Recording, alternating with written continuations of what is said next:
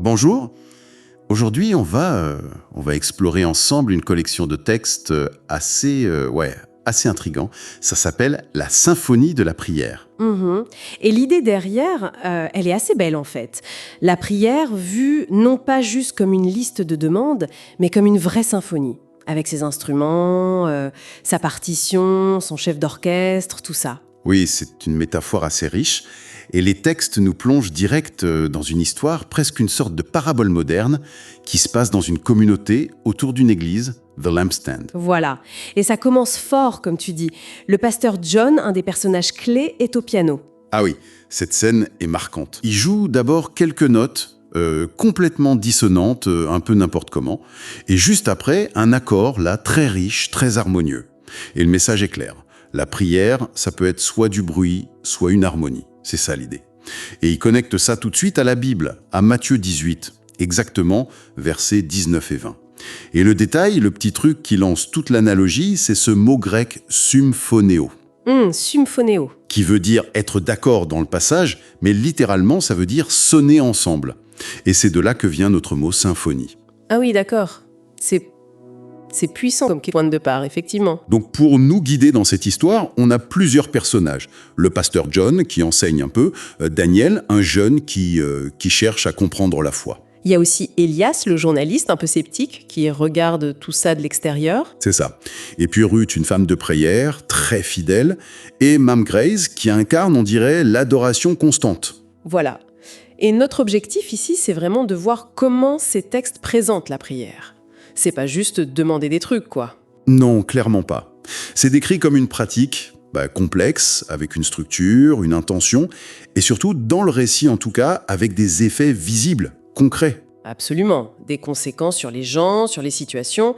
Alors, attaquons cette symphonie par les fondations. Les premières notes, comme ils disent. Le pasteur John pose le cadre. Le chef d'orchestre, ce serait le Saint-Esprit, celui qui guide. Il cite Romains 8, 14, « Ceux qui sont conduits par l'Esprit », Son Fils de Dieu. voilà. La partition, c'est la parole de Dieu, la Bible, et les musiciens. C'est nous, les croyants, conduits ensemble, c'est ça le sens littéral de Matthieu 18 apparemment. Cette idée d'être conduits ensemble, elle est centrale, j'ai l'impression. Oui, ça suggère que la prière dans cette vision, c'est pas juste chacun dans son coin. C'est une action coordonnée. Qui répond à une impulsion divine, perçue via la parole et l'esprit. C'est comme rejoindre un orchestre en fait. Exactement. On n'invente pas la musique, on la rejoint. Et les premiers instruments qu'on nous présente, ils sont fondamentaux. D'abord, la louange. On voit Ruth qui cite un psaume. 1. Grand l'Éternel est très digne de louange. Voilà. C'est reconnaître Dieu pour ce qu'il est, pour sa nature.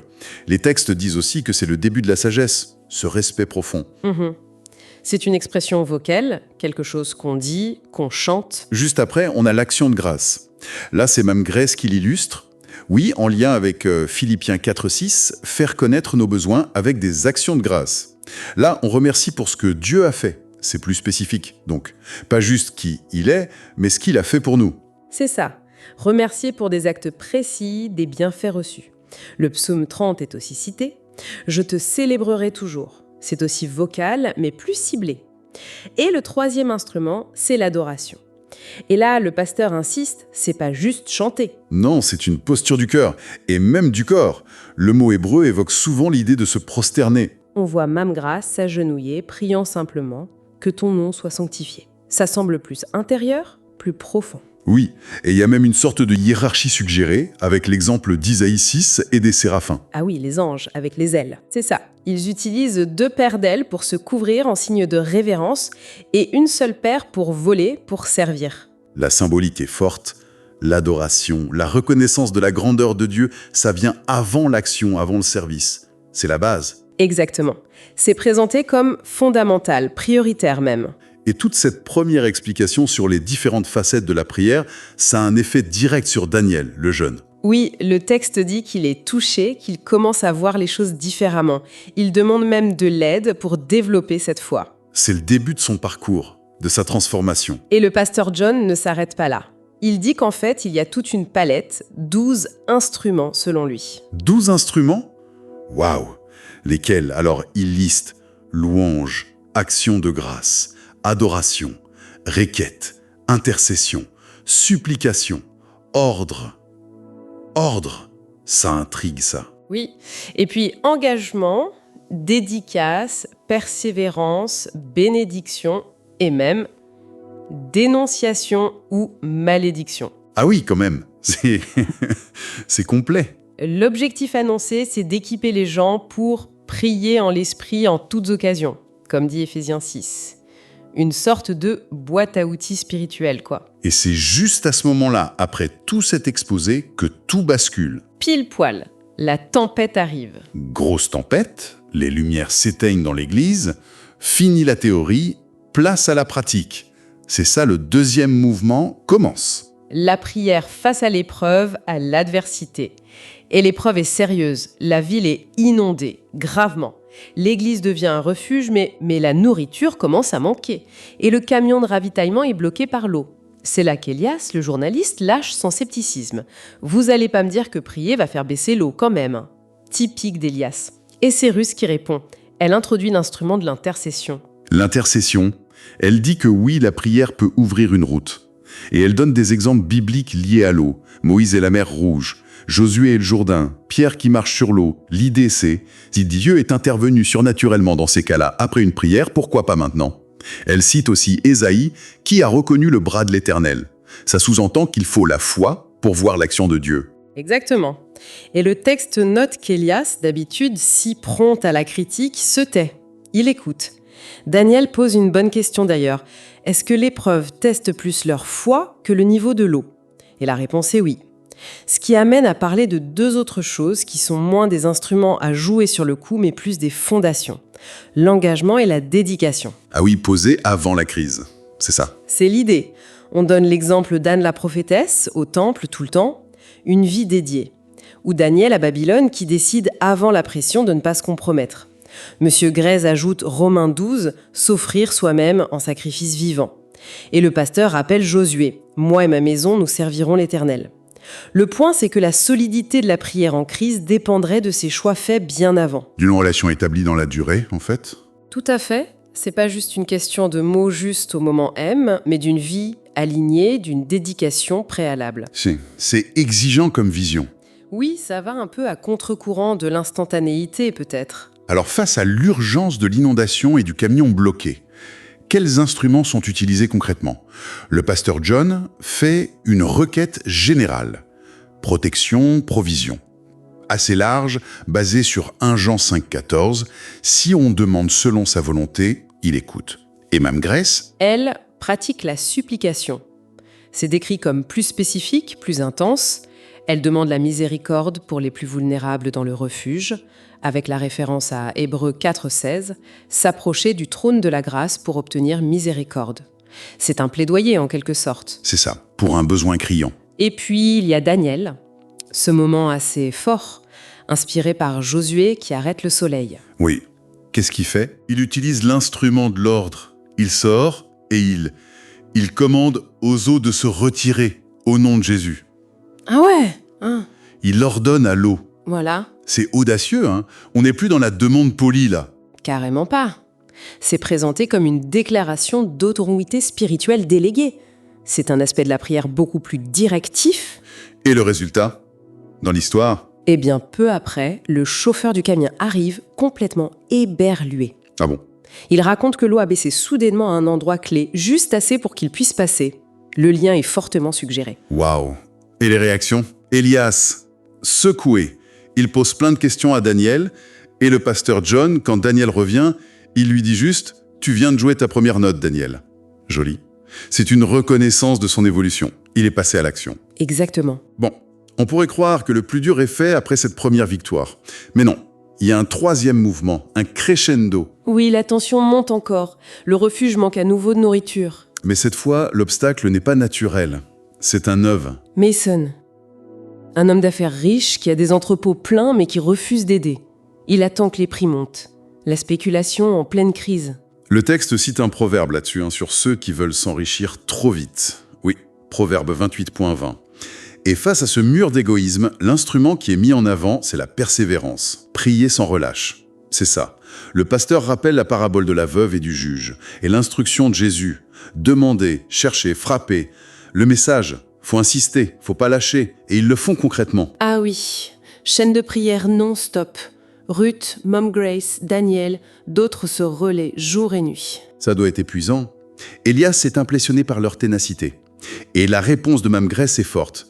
Quand le ciel n'a pas encore répondu, nous prions juste plus fort avec nos vies. Prier avec sa vie, ça implique tout l'être. Voilà, c'est plus que des mots.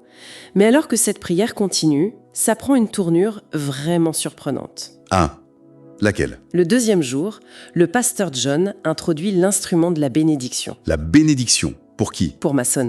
Pour l'homme qui leur refuse la nourriture. Mais c'est paradoxal. Complètement contre-intuitif. Il cite Romains 12-14, « Bénissez ceux qui vous persécutent ». Et il se met à prier pour que Dieu bénisse Mason. Mais bénir comment? Pour qu'il ait quoi?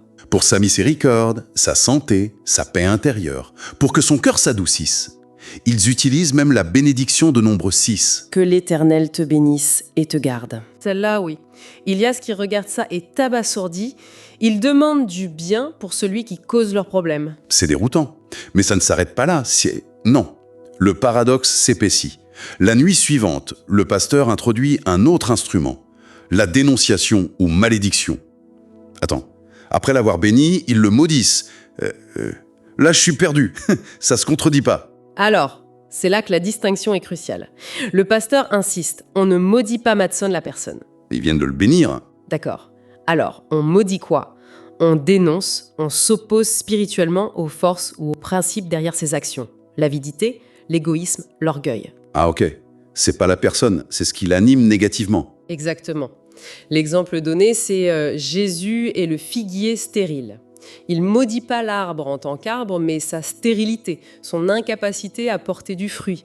Donc si je résume, on bénit l'individu, l'être humain, mais on confronte, on maudit au sens de rejeter avec force les motivations ou influences vues comme destructives. Donc c'est précisément ça. Les prières deviennent alors très ciblées. Nous maudissons l'esprit d'avidité, nous dénonçons l'égoïsme, que l'orgueil se dessèche. C'est une imagerie forte, un combat spirituel qui attaque les racines du problème sans attaquer la personne. Une stratégie en deux temps, affirmer la valeur de la personne et confronter les comportements ou forces négatives. Et ces prières sont décrites comment? Comme ayant un impact? Oui, comme des coups de marteau sur une porte verrouillée. Et le troisième jour de cette prière intense, Mason arrive. Avec la nourriture. Avec des chariots entiers. Pas juste un peu. Tout. Incroyable.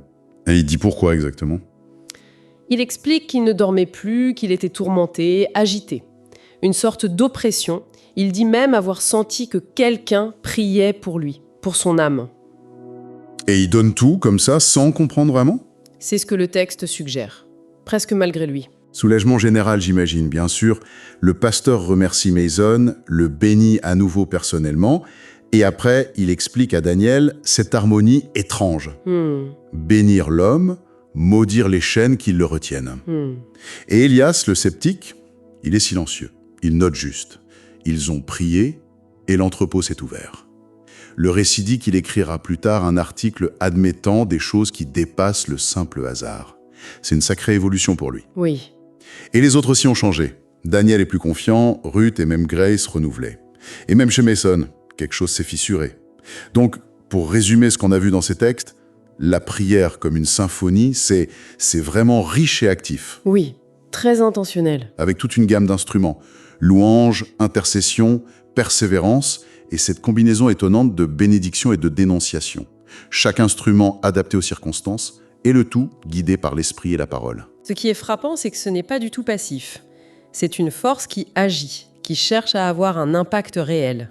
Tant sur les cœurs, comme Mason, que sur les situations comme l'inondation ou le manque de nourriture. Et ça utilise des stratégies qui bousculent notre logique, comme bénir l'adversaire tout en combattant les motivations négatives. C'est assez complexe. Ces textes nous montrent donc une interaction entre différents modes de prière visant une harmonie dirigée.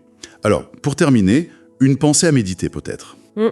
Comment cette métaphore de la symphonie, avec ses instruments variés, de la douceur de l'adoration à la confrontation parfois nécessaire, comment ça pourrait éclairer notre propre manière de voir la foi face aux défis de la vie? Oui, Quelle résonance cette approche, à la fois nuancée et très active, peut-elle avoir dans notre façon d'envisager la spiritualité ou de répondre aux épreuves, qu'elles soient personnelles ou collectives? C'est une bonne question à laisser en suspens.